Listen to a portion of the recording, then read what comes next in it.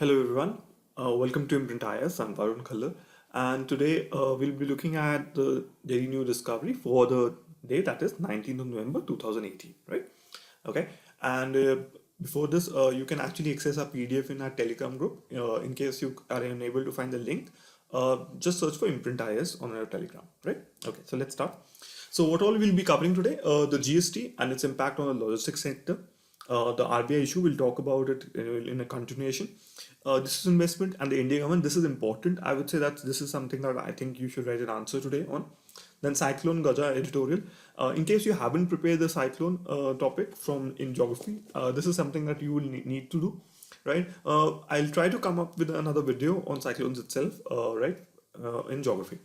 Then oil spills and consequences. Yes, we'll go through that today. Then the NRC issue again, right? I think a lot of you might have seen these issues before also. A state denying content, right? Basically access to the RCBI, right? Then gender justice editorial from the Indian Express and decline of the Indus Valley civilization, right? So these are the basic idea, right? That we're going to look into today. So okay, so this was the article. This was, as you know, on Monday you'll find the best articles on Indian economy in the Hindu, especially in the review business review section. So this basically is an article that I will ask you all of you to read. Definitely, right? So let's go through a brief summary of the article. So they'll say it says that it has been 15 months since the rollout of what is considered the biggest tax reform. That's a GST, right? I think everybody knows about the GST, the slabs in GST sector. Now we'll talk about what GST's impact on the logistics sector would be.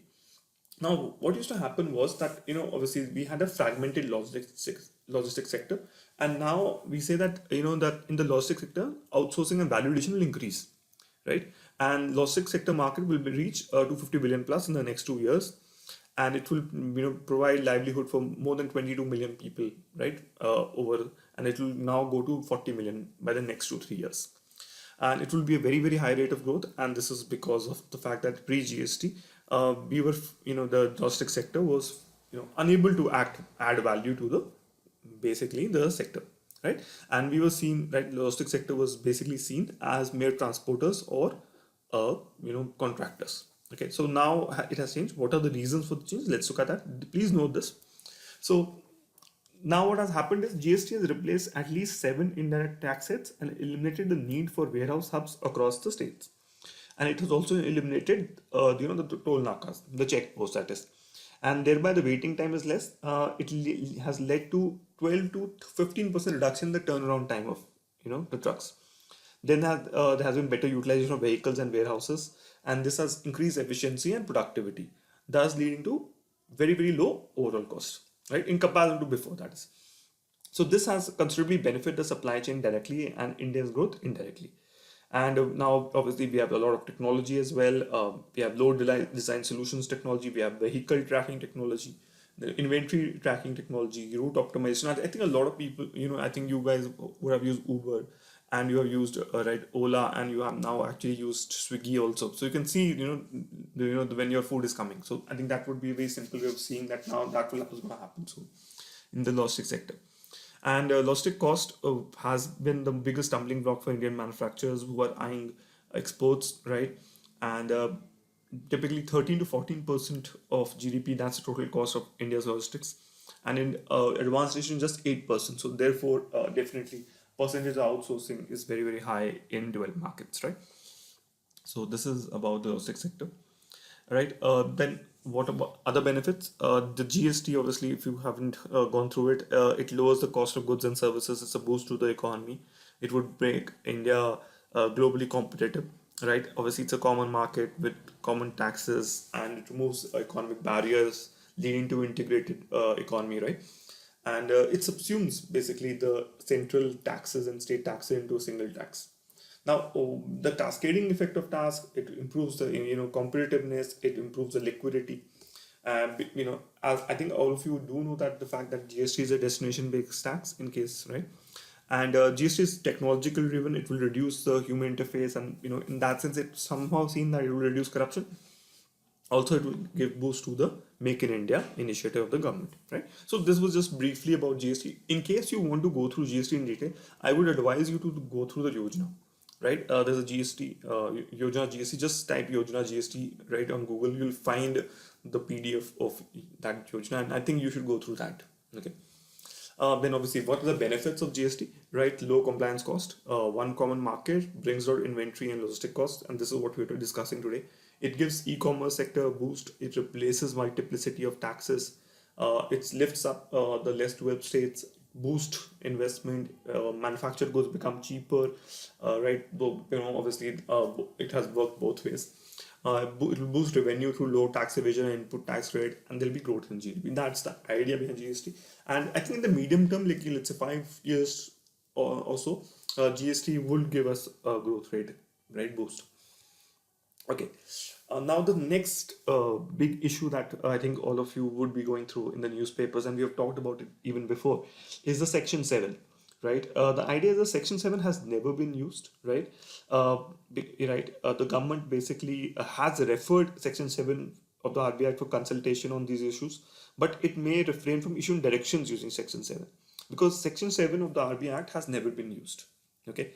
What the Section 7 says is that the union government may invoke, basically give directions to the RBI in public interest. And public interest is basically very, very broadly defined, I would say. Right. And the problem with this is if you invoke Section 7, what will happen is that RBI will no longer be seen to be independent. Right. And it has a clear bearing on international agencies such as the IMF that issue ratings for the central bank, and these ratings now will get affected. I think they will already get affected because whatever has happened is now open news, right? And government has been eyeing the reserves of the RBI, right? In case you're interested in going through what the reserves issue is, this is the basic article that I think you should all go through. So what happened was in the first week of November, right? Subhash Garg, right, who is the Secretary of Economic Affairs, said that the government is seeking a huge transfer surplus funds is not true, right? And the basic conflict was the basic idea that RBI has a lot of excess funds, right? RBI is overcapitalized under its existing economic framework is nearly 28%, so they can actually give us some part of it, right? And that was the idea. And that money, maybe I think they're trying to cover the physical deficit. That's the basic idea. Or maybe the Modi government wants that as a expenditure for the year, that because of the problem that they have, they want to maintain the physical deficit, but it's an election year, so basically they're trying to do that. Okay, so that's the main problem that we're having. Please go through this article. We have already discussed it on the 15th November DNT, right? Okay. Then they have there's an article on Section 13 of the RBI Act that in case in the RBI versus the government happens, so what will happen, and if there's equal, right, the board of governors of RBI have equal say, right? So let's say they're equal after voting. So what will happen? The governor will have the final say. So in case of tiebreakers, governor is the decision maker. Okay, na? So therefore, this the problem is that right now Urjit Patel is not that favorable, right, with the government. So he might not agree with the government. So Section 13 has given that, and this talks about this idea, and they've talked about a theorem by Alan Gilbert and Marx Satterthwaite in it, but not. I don't think so that useful. This might never be used. We'll get a much greater clarity today in this article. Okay, but now this is something that's extremely important. I would like all of you to go through this area, right? I would say that. So as I was saying, right? So this is the article that I would basically want you to go through in much more detail because the disinvestment that has happened under the BJP governments has been always in more than the NDA government. So this has given us an analysis. So Congress basically in 91 to 96 just invested just 9,000 crores, right? And the United Front also doesn't like to disinvest. The NDA won, it disinvested 33,000 crores. So UPA won and didn't disinvest much, but the UPA too did disinvest a lot of money. That's 1 lakh crore, right? Then now the NDA has disinvested, if you think about 2 lakh crore, which is a lot of money, right?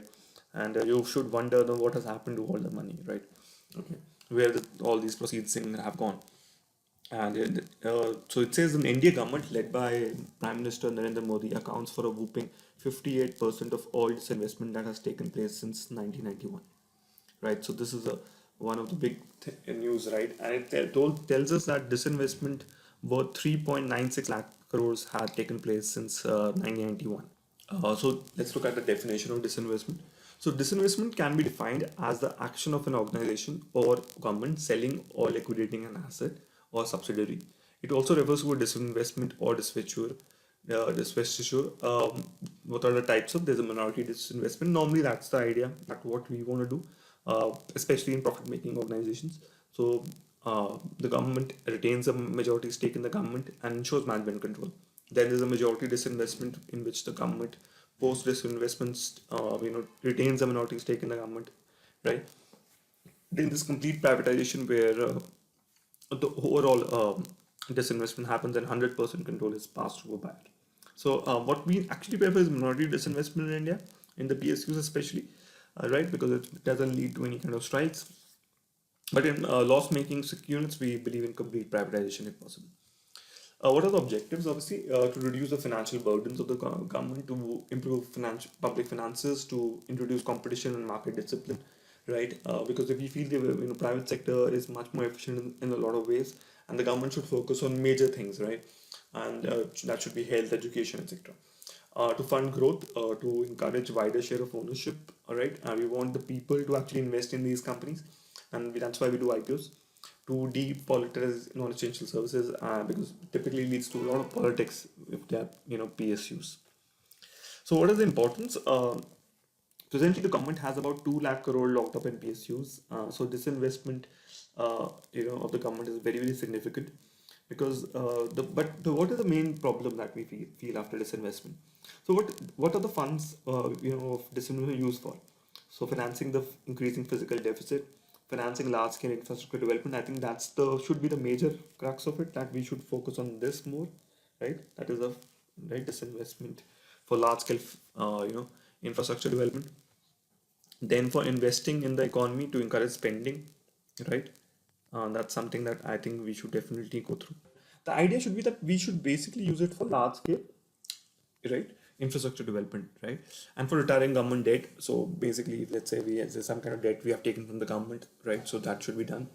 For social programs, this is another thing that I think disinvestment should be used for. I think these are the more major two areas that we should focus on, right, whenever we do disinvestment. And basically it has assumed significance due to prevalence of an increasing competitive environment, and which has made it difficult for PSUs to operate profitably. So that's the idea, that PSUs are not unable to operate profitably, and this has led to rapid erosion of public assets. So it has critical to disinvest early to realize a high value. That's the idea behind this article. Okay, so what kind of disinvestment? So this is the logo of the disinvestment, all right, department. So it says tragic disinvestment should be there. Let's say in ONGC etc. Accelerating disinvestment process, and that should be done, right? Then there should be a trade fund, exchange trade fund, right? This was ETF, which last year we have, right? Then promoting digital payments, time bound listing of CPSCs etc. Okay, then you can go through this article on credit rating agencies as well. I think this is a very important article, and this talks about the ILFS saga. All right, I think we should do another video on this because it requires a detailed discussion on this. But the main idea that the rating agencies and the credibility is something we don't know whether independence of these rating agencies is there or is not, right? Because we normally have this idea that this bond or something is extremely good, but what happens is the rating agency doesn't do its job well and the people lose the money, and that's the idea.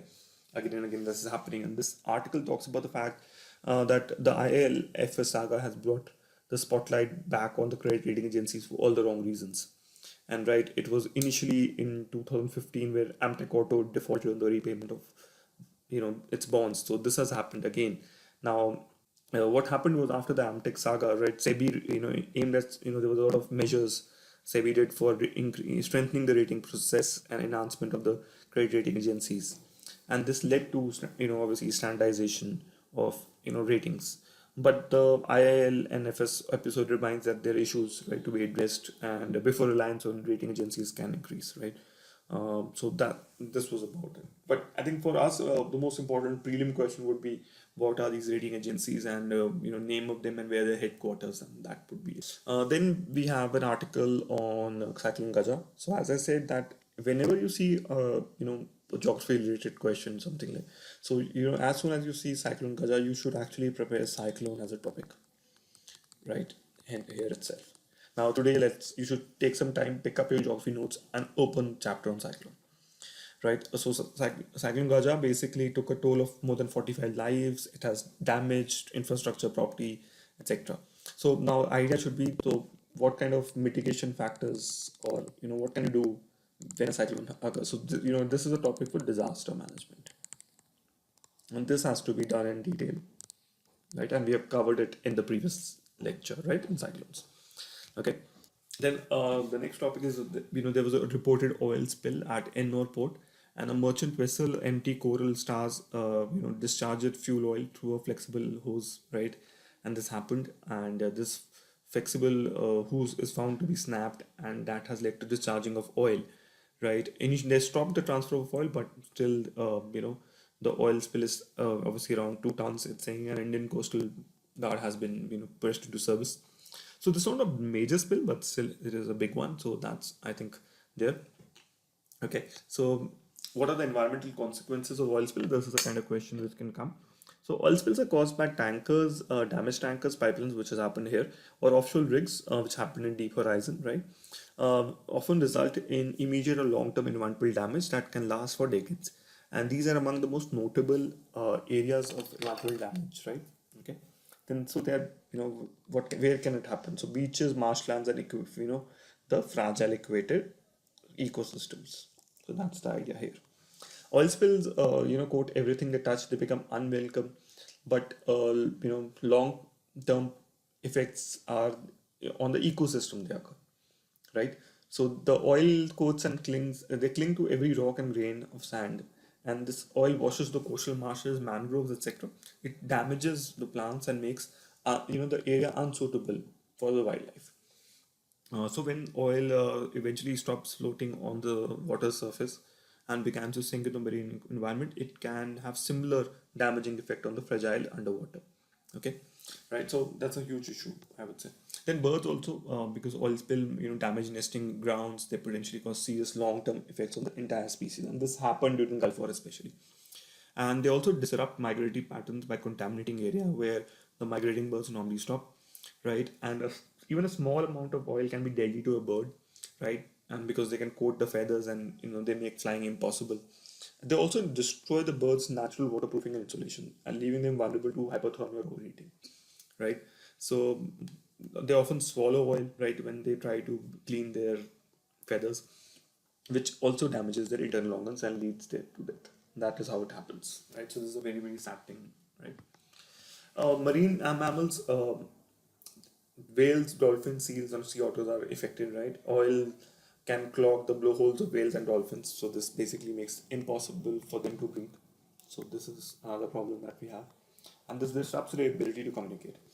Then oil coats fur of otters, seals, leaving them vulnerable to hypothermia. Okay, so the fish oil spills, right? If you think about what happens, the impact of oil spills on fish, they take a deadly toll on the fish, shellfish, and other marine life, particularly if fish egg and larvae are exposed to oil. So on the whole, what the kind of question will be expected. So we will ask you what is an oil spill, and then they'll ask you what is the impact on the aquatic life. So that was the kind of question it will come, and then they can ask you what are the measures taken, right? What are the NDA guidelines for oil spills say? That is the kind of question that can come. Okay, in prelims, this was the question which came. This is in 2011. Please don't mind the font because it's actually from the original UPSC paper. So I wanted to show you how it looks.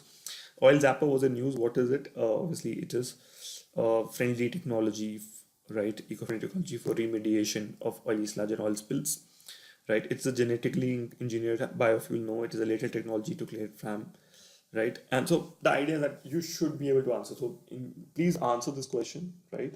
Which one do you think is the answer, A or D? Okay, the next miscellaneous question was this. This is just a news headline. Three killed and 21 injured during a grenade attack on a Nirankari gathering, right? And the CM says it's because of the ISI. So this is a question, and obviously the Khalistani movement. In case you're from Punjab, right? Or in the interview they can ask you what is the Khalistani movement and all. So we'll be covering this in post-independence, right? So stay tuned for that. Then there's an article on India stepping up agro diplomacy with China, and it says that New Delhi feels Beijing will focus on food security by diversifying imports in view of trade war, and the idea should be that uh, Indian soybean exports, right, are a priority, right, especially after uh, China imposed a 25% of levy on the US imports. So basic idea is that now India can actually take the advantage of the US China fight, right? And that's the idea. And obviously China is also a very lucrative market for Indian rice, right? And it's around 1.5 to 2 billion, and that's something also very important. Then tea as well, right? We actually export. China has been traditionally green tea market, but typically young people have infused a taste for bubble tea, right? That is Indian black tea. So that's the idea that this can happen. And so this basically can lead to the correction of the trade balance that we have. We right now have a $63 billion trade balance. Please note this. This is important. This you can use in any India-China question. So this is something I think you can. So this is an article that I think definitely you should read through, right? Because this will help you on get a few things in your India-China answer, right?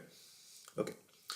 Then obviously Indian firms, Europe and US and Europe firms looking to India as alternative to China, and the reason is very simple, because obviously China is a significant manufacturing base and part of the global supply chain, but now obviously China is no longer cost competitive. So that's the idea, right? So again, and then this interview also talks about the fact that car buying is basically becoming a huge issue because the fuel cost in India have increased.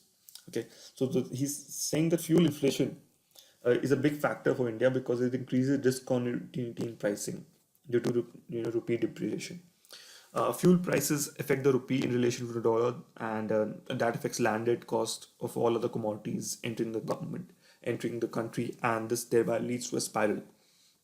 Okay, so despite the fact that globally the world economy is doing well, right, and the fuel consumption is high, so obviously India is actually suffering because of that because there's demand for fuel now. Then JNK is all set for president rule again, right? So the governor rule imposed under section 92 has imposed was imposed for 6 months. Now it expires on January 19, and very sadly, there's no plan to dissolve the assembly, right? And fresh elections have not been thought of in JNK. So this is I think, a very very bad state of affairs in JNK, right? It says the basic the this the section says that in section 92 that in case the assembly is not dissolved within 6 months, present rule under article 356 is extended to the state, right? So that's the idea. And so again, this is I think a huge problem.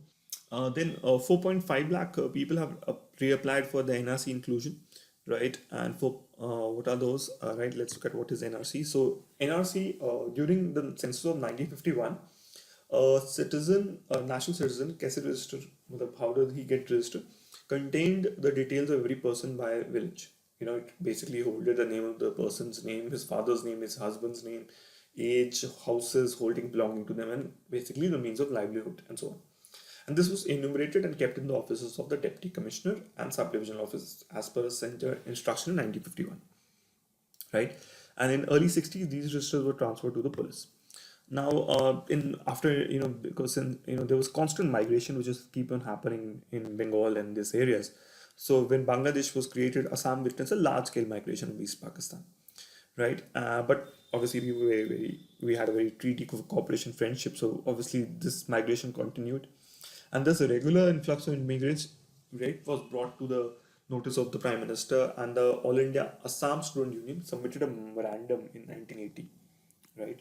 That this has to be urgently said because it's totally changing the demography of the area. So subsequently, what happened was Parliament enacted the Illegal Migrants Act 1983, and this was applicable only to Assam. Okay, so what spurred the Assam agitation? What was the outcome? The people were not satisfied with Assam's government's measures, right? And a massive agitation started, and All India Assam Gun Parishad and the Student Union ASU basically, did a lot of violence also. This resulted in the Assam Accord. Rajiv Gandhi is famous for that, between the ASU, right, AG, SP, and the central government, right? So the idea was that there would be a NRC done. So what is the NRC? So persons whose name appear in the NRC 1951 in any of the electoral roll up to March 24, 1971, and their dependents are to be included in the current NRC. Persons who came to Assam on or after 1st January 1966 but before 25th March 1971 and registered in keeping with the central rules for foreign registry, right, could register in this, right? And the problem is that the people who have come after 25th March 1971 are to be therefore detected and expelled as per law. Okay, think about the fact that the person might have lived for 50 years, and there would be children who would be born in this time. So suddenly this becomes a huge issue. Okay, then we have the quota for Marathas. So the Maharashtra cabinet cleared the decision to extend reservation to the Maratha community by creating a new socially and educationally backward class on recommendation of the State Backward Class Commission. Now, this is, I think, a very shady thing that has happened because of the fact that the dominant caste is now getting. So this will just lead to more and more dominant caste asking for reservation. So this has happened in Rajasthan, in Haryana. It's also happening in other areas, right? Um, so the idea is that the question is that whether the proposed reservation will cross the 50% mark, right? And obviously, it has crossed. Obviously, Fadnavis is saying that the commission had specifically mentioned that the condition of Marathas was extraordinary and exceptional, and he says Tamil Nadu has been crossed 50% and it is pending down. It has been struck down. So he said we are confident of extending reservation to Marathas, but sadly, I don't think so. That's going to happen, and I think it's just gamesmanship by the government in some ways, and this will not hold under the Indrasani case. Okay, this is the article which I was talking about. States denying consent to CBI, and Andhra Pradesh and West Bengal have withdrawn the general consent for CBI. So this has happened because the state government said they have lost faith in the CBI in the backdrop of the internal turmoil, right? And they basically are thinking that the center is going to use the CBI to target the opposition parties and target the leaders to basically lose elections or take away money which they have collected for elections, right? Last time, they feel that the opposition parties have always felt that the demonetization was done to just target them, and now again the government is going to use the CBI, right?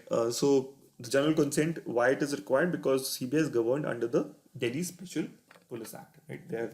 So that makes mandatory that the consent of state government should be there. Okay, so this basically the withdrawal will mean that the government, so CBI will not be able to, right, register a fresh case involving a central government official or private persons stationed in these two states without getting a case specific consent, right? So withdrawal of consent basically means that CBI officers will lose power of all police officers, right, powers of police officers as soon as they enter the state until the state government allows them. Okay, so this basically, obviously, this is a big problem. With the question whether this has happened before, yes, it has. It has happened in Sikkim, in Nagaland, in Chhattisgarh, right? In 1998, Janata Dal government of J.H. Patel withdrew it. 1999, S.M. Krishna led Congress government took over and did not to revoke its idea. So then when State Home Minister was Mallikarjun Kharge, who's the current leader of Congress in Lok Sabha. He said in general consent wasn't renewed for 8 long years, and CBI virtually had to close its office in Karnataka. Right, so it's not as if it has happened or not has not happened before, right? Please go through this article in detail, right? Then we have talked about something before as well. We talked about the fact that there is not enough gender sensitization of the judiciary, And what this article by G.S. Vajpayee and Raghav Mahendra says that we require more and more female judges, and in some ways, indirectly, they're saying that yes, we need some kind of a reservation of women if needed. Okay, so they say that the problem is that both conservative and progressive elements tend to coincide in judicial discourse, right? The Supreme Court has recently passed key judgments on the rights of women. So it has basically done very interesting things. It has abolished the triple talaq, right? It has held women's autonomy while declaring the law on adultery unconstitutional. It has basically ruled that the bar on women's entry to the Sabrimala temple is illegal, right? So this basically obviously leads to a lot of notions, right? So there's a victim blaming by the courts leads to certain stereotypes, right? So last year, Punjab and Haryana High Court made few gender insensitive comments while hearing a rape case involving students of a private university in Sonipat. So at one angle, you have a very progressive judiciary, on the other, a very conservative thought process. So there are a lot of stereotypes, basically. The Delhi High Court recourse to stereotype was also there, right? So this was a huge problem. So what basically they're saying that rape victims are subjected to institutional sexism. That begins with the treatment by the court, continues, obviously by the police, right? And obviously continues to the court, right? So it's a male-dominated judiciary influenced by notions of victim blaming and ends in the acquittal of many alleged rapists. And so obviously the solution lies in initiating conversations among those who are interested in setting the discourse. And they mentioned a lot of cases in this itself. Okay. Um, the idea is that sexist comments were made in 52.3% of the cases where it involved a sexually active victim. So this was basically the presence on, obviously, if there's a female judge, obviously no female judge in 44% of the cases with the bench made a sexist comment. So again, during the cases itself, there are sexist comments being done, and that's a major problem, right? Obviously, and what happened is in these sexist comments, what has happened is when they make such comments, basically what happened is 80% of the cases have basically led to acquittal of the culprit. So that tells you that this thought process does make the defense of the perpetrator much easier, right? So this is something definitely we need, that gender sensitization registry is a must, and hence we require to appoint more and more female judges. Okay. Then we have a GS1. We have this article, how climate change may have changed Harappan society and led to its decline, right? And a new study suggests that climate change may have led to the decline of Indus Valley civilization. It says the first wetter winter monsoon may have led urban Harappan society to become a rural one, as inhabitants migrated from a summer flood deficient river valley to the Himalayan plains. And later, a decline in the winter monsoon would have played an important role in the demise of the rural late Harappa, right? So that was the idea. Go through this article, right? Just to have an idea, right? So if you think about the question that is decline of the Harappan civilization, what are the major reasons? Let's talk about that. So there have been many factors which I've talked about, right? So Harappan civilization obviously is one of the greatest and oldest civilization. It flourished for more than 1,000 years. And around 1750 BC, most of the Harappan towns and cities declined, and decline is significant because it's the first urban revolution in Indian subcontinent. Now, there were obviously debates, controversies, and opinions on why this has happened. So the first, obviously, there's a lot of theories of decline. Obviously, there's a theory of Vedic invasion, right? And they say that obviously Vedic's invasion, there was an Aryan invasion, and obviously a certain examples have been given. Rig Veda is quoted for that, right? And so on. Then obviously on critical examination, we realized that this could not happen, right? There's no large scale invasion which we have seen. So what basically it says that the ecological imbalance is the major reason, right? So the reality of the decline of the Harappan civilization is basically that because Harappan civilization was such an extensive civilization, and obviously it was more over all over Pakistan and present day India nearly. So it tells you that the ecological imbalance plays the most important role in the decline of the Harappan civilization. That's the idea. And a lot of archaeologists have basically said that the Harappans practiced intensive agriculture, which for more than 1,000 years, and reduced the soil fertility, right, and affected the availability of agriculture surplus. Remember, agriculture surplus is the major thing that you require. Okay, so obviously in time this over exploitation of the natural mineral resources, ecological imbalance, right, factors like flooding, inundation, earthquakes, fires also hastened the process. So it was basically the overall ecological decline that led to the Harappan civilization getting ending, right? So okay, that was the idea behind this. I would like you all to write an answer on the decline of the Harappan civilization if possible today. Right? Please go through this. All right. Okay. So let's stop here, and thank you so much for watching. Right?